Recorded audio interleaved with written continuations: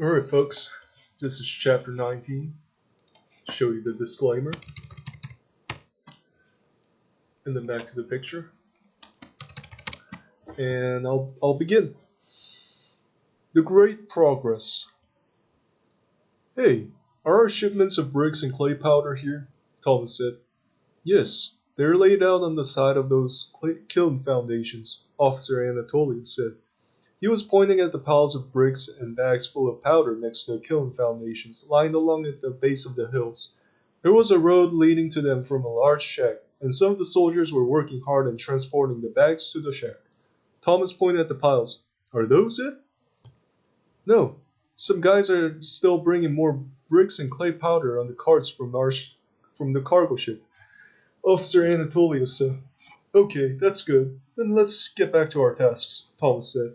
After that, they went back to their respective areas to work. It's already been 4 months, and the soldiers of Thomas and Captain Claus worked hard to bring their mining complex come true. Over the course of those 4 months, they've had some struggles in procuring various suppliers for bricks and clay powders. However, thanks to 5 of their members' consistent visits to Tassos, they were able to obtain important advice and necessary information regarding mining communities' needs. Placidus and Constance still held onto some of the documents, though, since they needed them for future references in designing various structures. Officer Anatolius approached Apacius. How are you doing so far, Apacius? I'm doing fine, but it seems we're just taking too long to finish these buildings, Apacius said after wiping out his sweat on his forehead. Take your time, we don't need to hurry. Officer Anatolius started walking away. Also, are we going to build any cisterns? Like the Great Cistern next to the church in Principal Town, Apacius said. Officer Anatolius turned around. Placidus and Constance are planning on that. They're thinking of building it somewhere between the kilns and blacksmith shacks so that it could easily catch rainwater coming down from the slopes above. Okay, so we're just finishing up the houses first for now, Apacius said. That's correct, one thing at a time, Officer Anatolius said. For another long while, the soldiers worked hard on their tasks until Thomas blew a horn to call for lunch. Then they swiftly gathered around beneath the large shack to break bread with one another. Listen up, guys. The inspectors who came by this morning told me that we're going on raid starting tomorrow. He recommended that we end our tasks early today and catch up with our sleep, so that we'll be in our prime condition tomorrow. Thomas started the conversation when everyone was seated. Tomorrow? That's so soon. For real? You must be kidding me. The soldier said something like Beelzebub, and they immediately stopped eating. Captain Claus cleared his throat. That's true. They told me about that as well. And that's not so soon because we've already tarried in these islands for around 4 months, Thomas said. So, that was already 4 months? But we've only had one inspection so far. Didn't you say that they were going to come every 2 months? Gilroy said. Thomas nodded. Yeah, you're right about that. But the executives canceled the first inspection because they were busy taking care of what was happening on Principal. What was happening on Principal? Gibson said. Other platoons' work assignments. To remind you, we're not the only ones who have work assignments, Captain Claus said. But both Gibson and Gilroy looked at them in disbelief. Thomas took a deep sigh and gazed at Gibson and Gilroy. Have you both been under a rock? Heavy melee guys are working on the Principal eastern farmland. Medium melee guys are working on Stone Quarry, Harbor, and Market Square. And archers are working on Shipyard and Stone Quarry. The headquarters funds their work assignments, especially for the harbor and market square. And it's a great wonder that our treasury isn't empty yet, or at least the executives claim it's not. Gibson and Gilroy nodded their heads in understanding. We regret that we didn't really talk much about the things that were happening around us due to our busy lives in the fortress and Halkay Island. So make this a time for you to realize that it's necessary to catch up on the information regarding what's happening around you, Ephraim said. So, what now? Do we have to return to our fortress early today? Vincent said. Yeah, we would have to eat our dinner there, not here, where we need to check up on our equipment, weapons, and supplies, Ephraim said. Did Lord Anatolius... Oh, that was bad. Alright. Mm. Did Lord Pericles scout around the region for raiding? Officer Anatolius said. We don't know that yet, Thomas said. Didn't he leave a couple months ago and then come back for a few weeks? Officer Kai said. Yeah, I haven't seen him and Commander Lefteris and Lapidos, along with some fortress keepers and some of the staff members that month, Ephraim said. Did archers go rogue again? Don't they always do that when Lord Pericles is gone? Edvin said. No, they have been fine ever since that last fallout. It seems like you were under a rock too, Edvin, Thomas said. Many soldiers laughed at this point. That's a good one, Captain Thomas. You got them 2 times already. Some soldiers chuckled while saying those words. Thus, Edvin shrank backwards in shame. It seems they have realized that the news is out, huh? That they have been an incompetent group from the start who couldn't even cooperate very well, Seth said. Thomas chuckled. Pretty much. And Lord Pericles pushed it right there when he stated he wouldn't know what would make the archers learn from their mistakes. Oh yeah, that day when he was walking around hyping things up in the headquarters field, Captain Claus said. Thomas looked at Captain Claus and nodded. You got that right. He sure had nailed it in all Archer's thick heads that it's the last chance he's giving before kicking them out. I don't think anyone expected him to really find out about it so fast. It seemed as if he knew the fallout existed from long ways back, Seth said. So, Commander Kairos' efforts in keeping it secret was for naught? Edvin said. I think so. He was getting his face smeared with rebukes from Lord Pericles. I spotted them around the barracks exchanging heated argument with each other after that meeting, Undel said. You've seen that too, huh? That was a hot mess, Captain Claus said. I've seen that too. At the end, Lord Pericles was doing his absolute lean on Commander Kairos. Boy, he wasn't kidding, Ephraim said. What's absolute lean? Lucio said. It's when Lord Pericles leans forward on someone else while facing him eye to eye. That's possible for him since he's taller than most of us.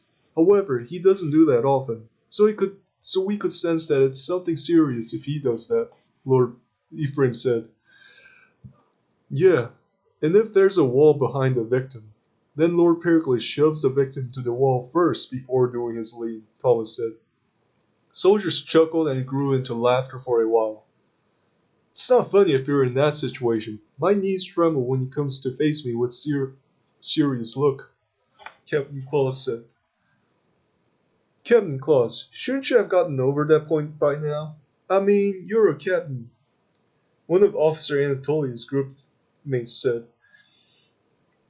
Captain Claus had nothing to say. Therefore, Thomas decided to come to his rescue. Hey, it's actually a special case with Lord Pericles. He transcends the usual prestige of many other lords and has the natural ability to be serious and overwhelming at rightful moments. So you must understand that many officers and captains here have a hard time maintaining their stance during their serious moments with him, Thomas said. Captain Claus had a look of relief. Yeah, it's a small wonder how he was elected as these islands' lord by everyone around him, including the Emperor. At such a young age, too. He's just in his early 30s right now, Ephraim said. That reminds me, why do the executives put pretty much all their time and energy on making us improve Principe Island? Seriously, there are other islands with inhabitants under his rule, Undel said. Undel, after all these months and years of lessons you have received in the fortress, you should have learned that by now, Ephraim sighed. If you try to keep everywhere safe from harm, you can't keep anywhere safe.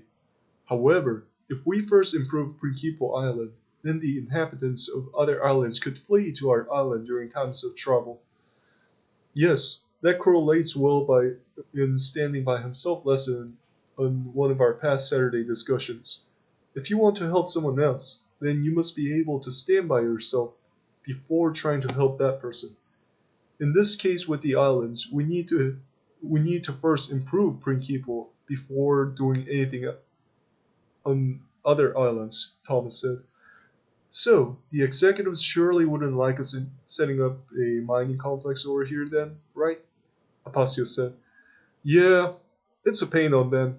Even though they said they were planning on it and would happily lend us some help, it's a painful sore upon their heads. Thomas suddenly smiled and chuckled.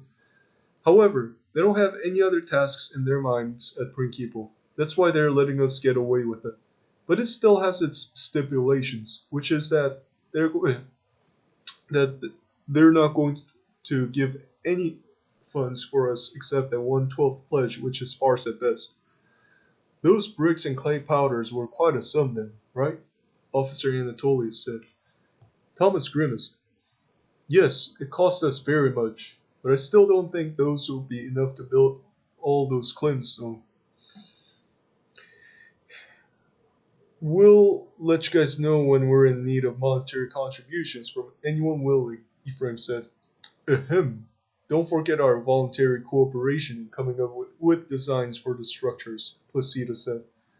Of course, you're right, Placidus. You guys will be generously rewarded at the end, Thomas said. Hey, Placidus, you know that we should really be finishing the cistern before it starts raining much more often here, Captain Claus said. I know that. Constance and I are working on the designs at the moment. We would need to get some stones to make a strong foundation, Placidus said. The soldiers ate and rested for a while before resuming their work. When they finished hauling all the shipments to the kilns, they brought them under a large shed to be stored properly. While that was going on, other soldiers finished up the building that they were working on and helped each other with their tasks. At the end, they finished everything in schedule and checked upon the sturdiness of the structures before returning to Prinkeeple. It was there that they heard the sound of the horn and got into the formation in the headquarters field to hear the announcement. Attention! You all should have heard my inspector's news that we'll go on raiding tomorrow. Therefore, the same thing as always, get your gears and weapons, along with the supplies ready by tonight, and get back into formation tomorrow morning at dawn. Archers, because we still have sunlight, you'll have to stock some food into ships and inspect them for our raiding tomorrow. Understood? Lord Pericles said. Yes, Lord, the soldier said. Commander Proteus went up to speak. Heavy melee infantries, did you all train yourselves up to our standards? Commander Proteus shouted. Yes, Commander. Heavy melee infantry shouted. Those who are here long, I want you to show the newcomers how we fight out there and overcome our struggles. And those who just came here, I want you to follow orders and shed your old timid selves from the medium melee infantry platoon. Do you hear me? Commander Proteus shouted. Yes, Commander. Heavy melee infantry shouted. Commander Proteus stepped down and Commander Lefteris took up the post. Medium melee infantries, my platoon. Is everyone up to the level? Are we ready for a slaughter field? Commander Lefteris shouted. Yes, Commander. Commander Lefteris' platoon shouted. The few of you who remained from the past, keep your groups together. And many of you who just came alive, stay alive. Commander Lefteris shouted. Yes, Commander. Commander Lefteris' platoon shouted. Commander Lefteris stepped down and Commander Lapidos came in. Medium melee infantries, my platoon. Are we ready for a brawl? Commander Lapidos shouted. Yes, Commander. Commander Lapidos' platoon shouted. My platoon. Listen to me. We never break, we never stumble, we never rout, and we never run from a challenge that our enemies throw against us. So, let the whole world hear your shouts. Commander Lapidos had a completely different speech for his soldiers. Yeah, yeah, yeah. We are winners. We are winners. We shall still steal away the victory even if the destiny prevails against us. Yeah! His soldiers in return had a completely different chant, and they held their fists swinging in the air as they shouted out their chants, and some of them even jumped around. When it ended, other soldiers took a moment to clap and congratulate a good chant. After that, Commander Lapidos stepped down in confidence while Commander Kairos took up the post. Archers, are we united? Commander Kairos shouted. Yes, Commander, Archers shouted. We shall stand together. We shall fight together. We shall support each other through the perilous events. And we shall come out of the ashes and into the victorious rampage against our enemies. Commander Kairos shouted and raised his fist into the air. Yes, Commander, we shall fight united as one, archers shouted. Passius assumed that Commander Kairos had skipped out on addressing crossbowmen and gunners during his speech of encouragement to his soldiers, for none of the crossbowmen and gunners followed the chant. However, what happened afterwards surprised him. Captain Thomas, I want you to come forward and encourage your group. Lord Pericles spoke when Commander Kairos went back to his platoon. Thomas was extremely surprised that he just looked at Lord Pericles.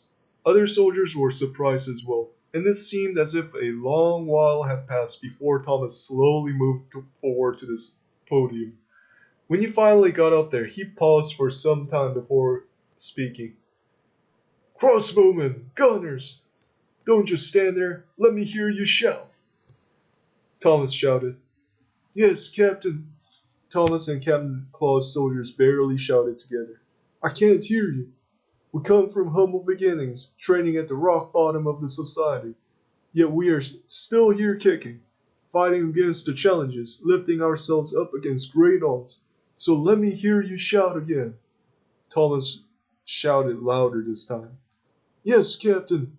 His soldiers shouted louder this time, and as one. When Thomas came back to his group, Lord Pericles finished the meeting with last announcement regarding preparation for raiding and dismissed everyone. Hey Seth, weren't you surprised too? I don't know why he told me to come out at that time, Thomas said as he was walking back to the barracks. Wasn't that supposed to be a great opportunity?